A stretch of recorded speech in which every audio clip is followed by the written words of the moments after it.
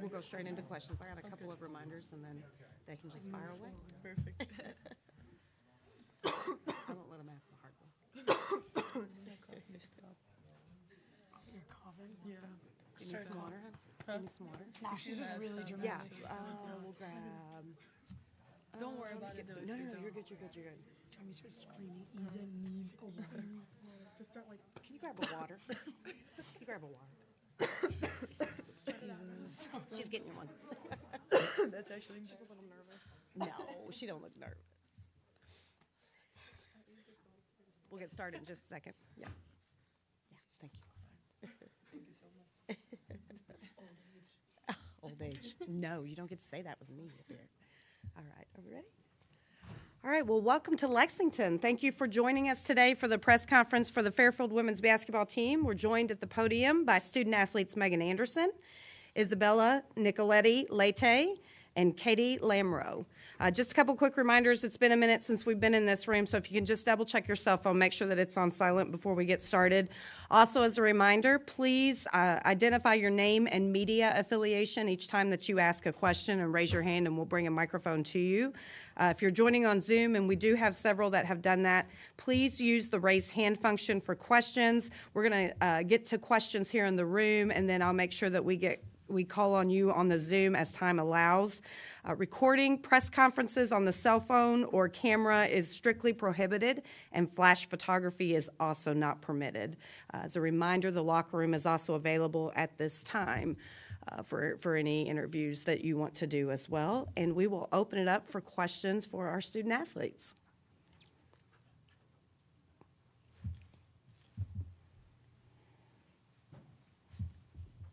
Hey guys, Talia Goodman with On3.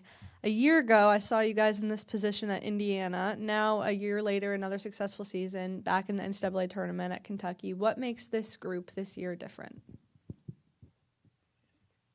I would say experience. Like you just mentioned, we were at Indiana last year, and for a lot of us, it was our first time being in a position like that. So I think experience and just like playing with each other, having a back-to-back kind of similar team. We just lost a couple key players from last year, but the main team stayed together, the same coaching staff. So I would say that experience we have, it's incredible, and I think that's what makes us different this year.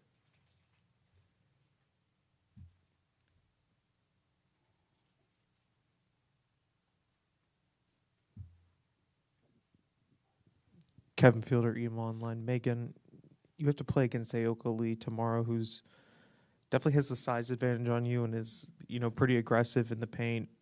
What have you seen from her on film, and how difficult is it to play against a player like that? Yeah, I mean, she's an incredible player. I think from watching her on film, she's obviously, like you said, she's got the strength, she got the height advantage on all of us. So I think just sticking to our game plan is going to be a huge strategy for us tomorrow. But I think, just like sticking to what we know how to play. Just sticking to like our strategies and just playing together is going to help us.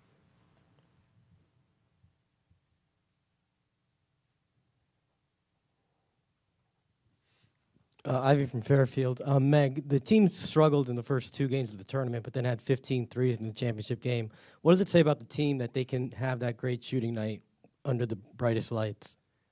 I think it just goes to show like how we push through adversity and how we just have confidence in each other no matter what. Like, yeah, we didn't have our best two shooting games, but we kept putting in the work no matter what. We kept taking those shots. I mean, you saw Sydney Scott with 6 for 6 for threes. But, like, for us, it's not really a matter of if, it's a matter of when. Like, we know, like, we have the confidence in each other and we trust each other.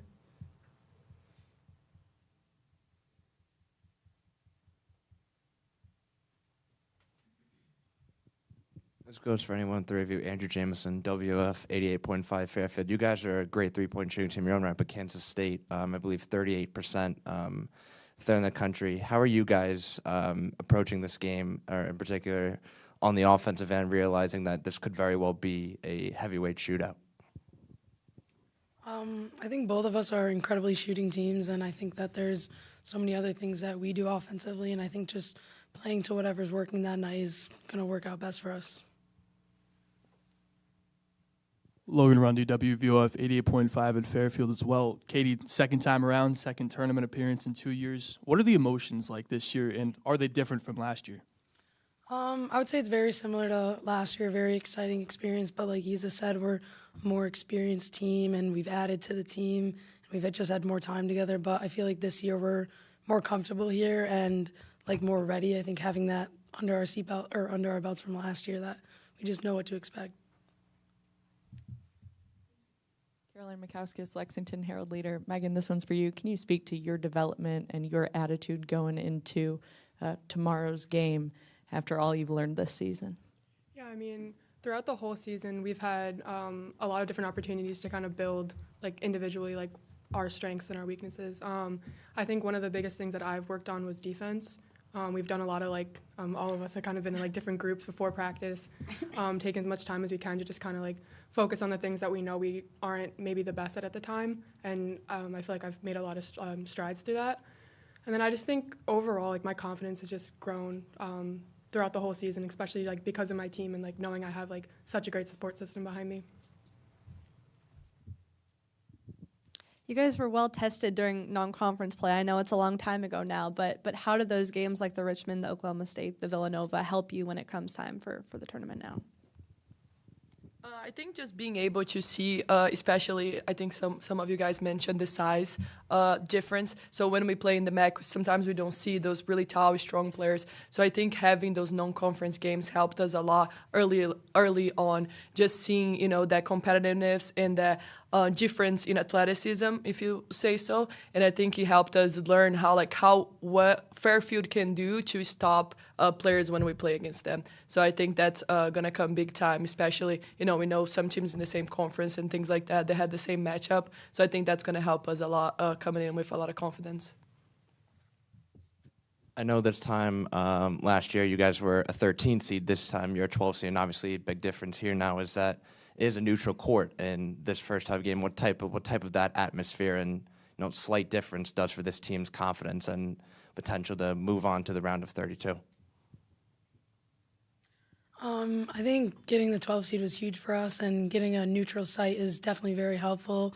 A lot less people in the fans cheering for just the team that we're playing, so that's definitely helpful. And knowing that we can take this opportunity and capitalize on it is huge for us. Isa, you've had a long journey in college, seventh year here. What does it mean for you to be in this position, to cap your career? And then, Katie, what does this senior class mean to you, and how have they helped you through your experience here? It means a lot for me, of course. Like you said, I've been in college for a while now, but this is a different positioning just in terms of the amount of minutes I'm playing, the amount of contribution that I bring to this team. So of course, the whole different shoes are here, and I think I think our team is ready, and we're super excited. So this feels completely different than the past few years.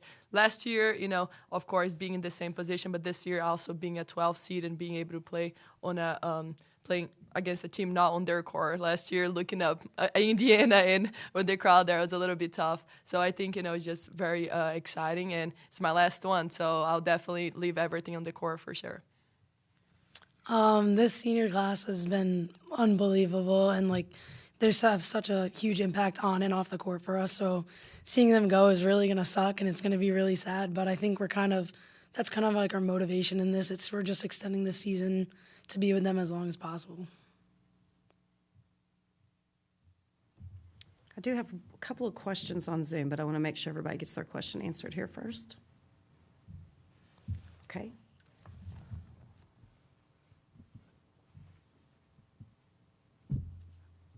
Oh, that's done. There we go. Can you hear us? Kata Meck? Barb back from CT Insider.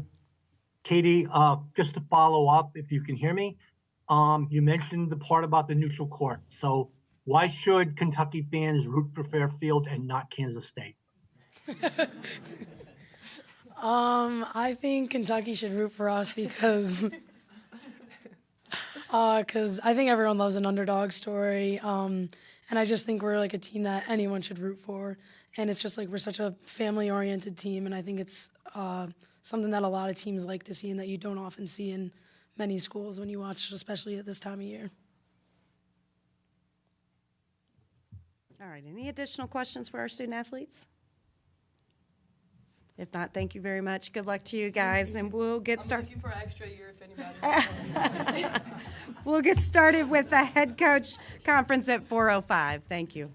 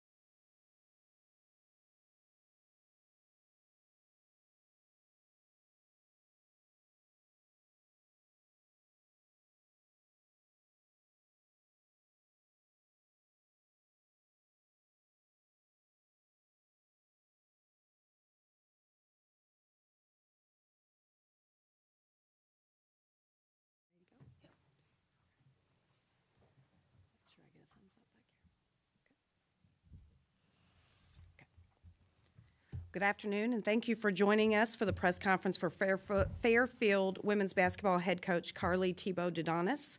Reminder just to check your cell phone, make sure that that's off, and provide your name and media affiliation prior to asking your question. So we do have a couple of folks that are online. We'll make sure that folks get their questions answered here in the room first, and then take the questions by Zoom. But with that, we will go ahead and open it up for questions right here in the front.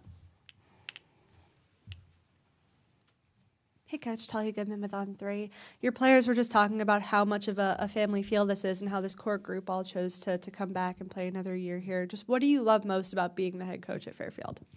I don't know how much time we have. I could go on for a little while. I mean, you heard them talk about how it is a family-oriented place, but we get great young women who care about the place, the people, their academics, the entire experience that comes with being a student athlete in college. And so we have women that not only care about their experience, but they care about each other. And so I get to coach women who love what they do and love who they do it with. And it really does make it more than just about winning basketball games. And ultimately that's our goal, but the bonds that they've created together, the way that they show up every day. And of course, they're 18 to, in Isa's case, 25-year-old women.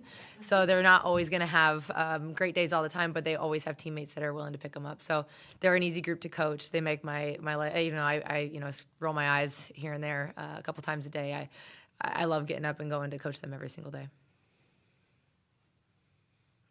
Logan Rundy, WVOF 88.5. Coach, it's been a long year, but again, this is a very similar situation that you were in last year. Neutral court. Is the message different this year than it has been in the past, and especially at a neutral site, or is it the same message of just kind of go out and play Fairfield basketball? I don't know that the message is different. Our approach isn't necessarily different. I think we've built on what we did last year, where the situation may feel, we've been here before, but since we sat in the locker room at Indiana a year ago, that team, committed to coming back together.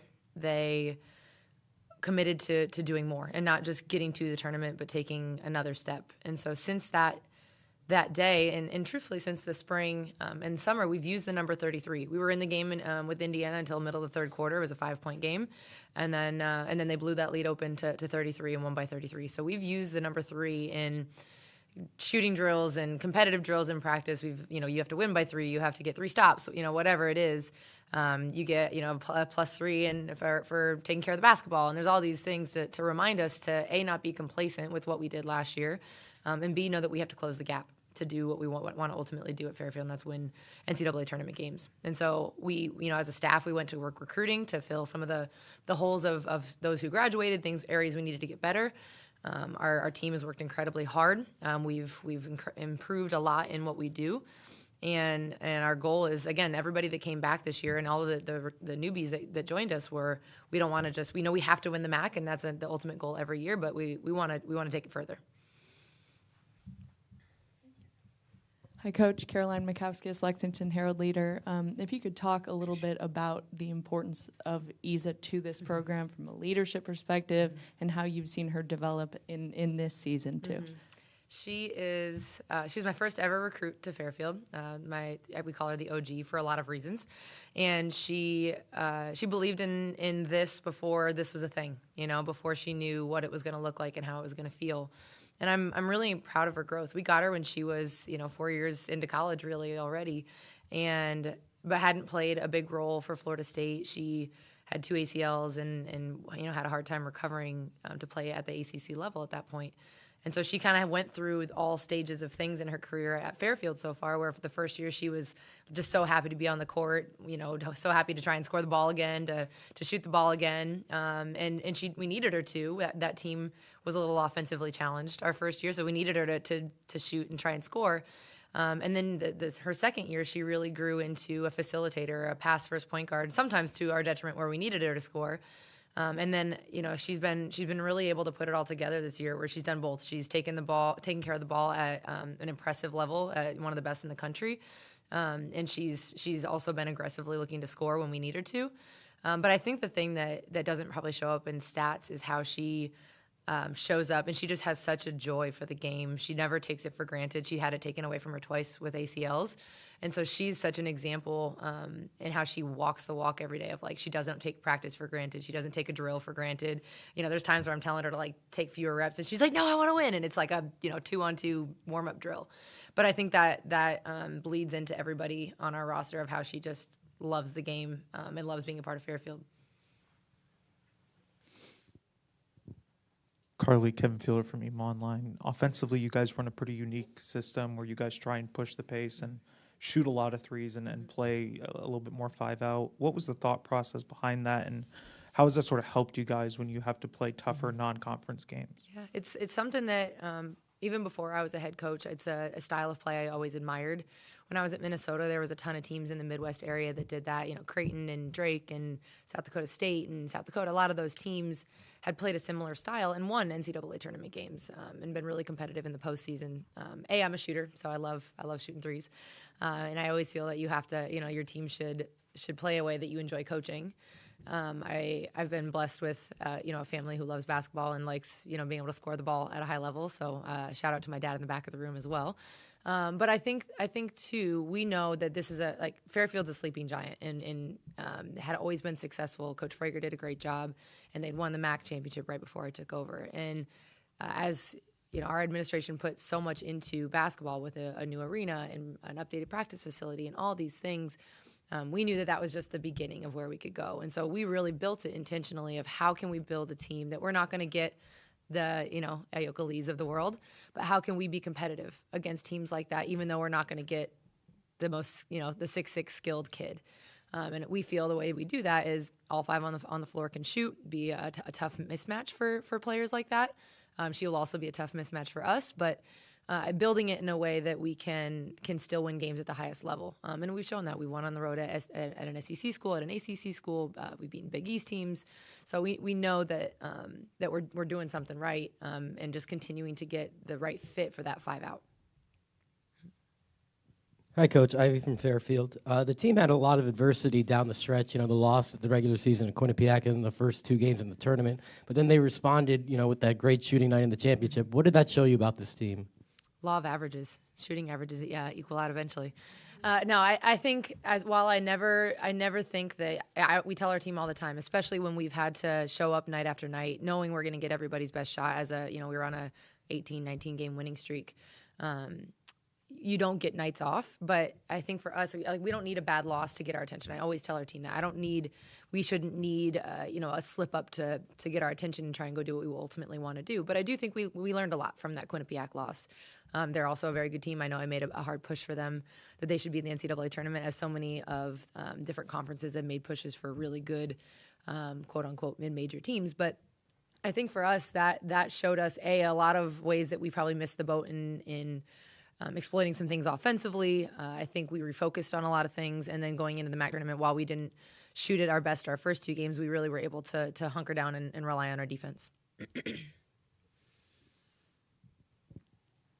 wanted to ask about K-State, and it's not just Ayoka, but they really pride themselves on the length that they have on both sides of the ball. What have you seen from that, and what challenges does that present for a team that plays naturally a little bit smaller? The obvious challenges of how they throw it in the post. They not only, like you mentioned, not only lead, but they have several really good post players that have a size advantage. So they present difficult challenges because they not only can play in the post, but they also have really good shooters around. So we, they in the same way that we try to put people in tough positions of where to help from, they do the same thing. Are you going to help on an All-American post player and leave 40% three-point shooters open? I think you mentioned their length across the board. Their guards are big too. Their guards are as big as some of our roadrunners, and so we've seen that now. We've played teams in the non-conference. Indiana was similar last year, where their length presents a challenge. But we also know there's a reason that we say shooters you and meep and roadrunners and all that is because we feel like we also can play a pace that you have to keep up with us as well. Coach, I was talking to Blake on Monday, and we talked about kind of the MAC tournament. Sorry. No, I'm just kidding. No, it was a great conversation. Great guy. Shout out to Blake. I was talking to Blake on Monday, and we talked about the first 2 games in the MAC tournament. Wasn't really Fairfield basketball, and then you turned the page to Saturday, and then Fairfield basketball kind of came back to life. How do you continue to transition that Fairfield basketball game against Quinnipiac last weekend and put it into the national stage? Our number one kind of value that we talk about in our program is being selfless. And I don't think we were being inherently selfish in the way that we played early on. I just think that the ball didn't move as well for easy shots that we could have gotten, that we missed opportunities for early in the MAC tournament. And so I think we actually showed some of those clips going into the MAC championship of, some of the threes that we got early on were great and they just didn't go in, but there's other ones that we could have passed up good shots for great shots. And so I think we saw that really show up in Quinnipiac, and it helps when they go in as well. But I think we also know that our advantage is the fact that all five can shoot threes, that we can play at a breakneck speed, and so we've worked a ton on just kind of honing in on that and when to pick our spots. Obviously, they have length in the paint. When to pick our spots of getting feet in paint and when to spray it out to really good shooters. We do have one question on Zoom, so I want to make sure that we get to everybody in the room. Good. Okay, give me just a second here. All right, Kate and Mac. Carl Adamek, CT Insider. I guess Adamek shows up on the Zoom call. But, Carly, I have two questions. So, first, does Kansas State compare? No. Does Kansas State compare to anyone you've played this year, or do you have to go back maybe to Indiana last year with Holmes and their three-point shooters to sort of get an idea, how you want to, approach, defend Kansas State? Mm-hmm. You can't say it's an exact comparison, but we've obviously played Oklahoma State in the non-conference, who have a 6'6" post player that presented a challenge for us then, and very good shooters. So we were able to use and look at some of that film of things that worked, things that didn't work, and we've had some different challenges. Wake Forest had some really good post players, and Arkansas had shooters all around. So we've played teams, and even in our league, we are still outsized even in the MAC in most nights. There's 6'5" post players in our league as well. That, again, nothing is a direct comparison, but we've been able to kind of see what works for this team, how we can be disruptive, things we need to do maybe a little bit differently that we didn't like, and take that and kind of blend it into whatever this game plan is going to look like for us. I think it has one more.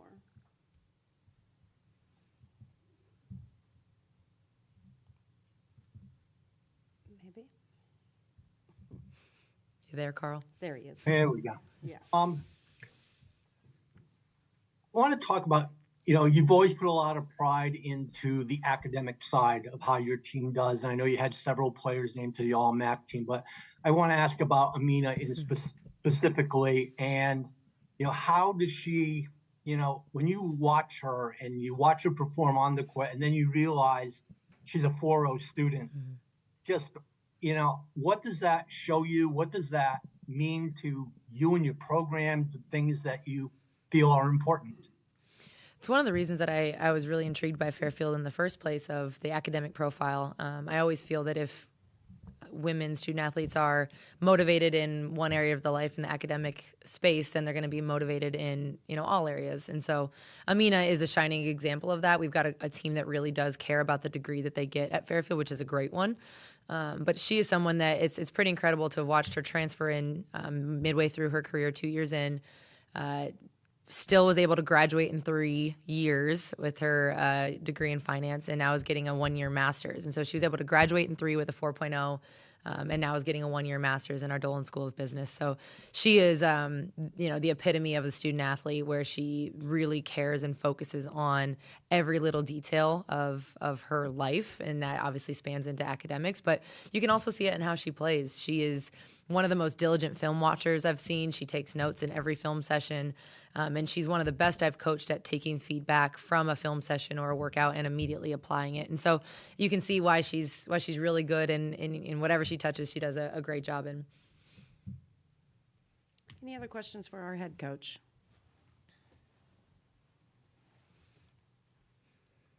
Hey, Coach. Andrew Jameson, WF 88.5 Fairfield. Going back to the Kansas State, they are obviously one of the most prolific and relentless offenses in the country, particularly like in the first quarter, where they get out to very hot starts and rarely ever let up. How is your team,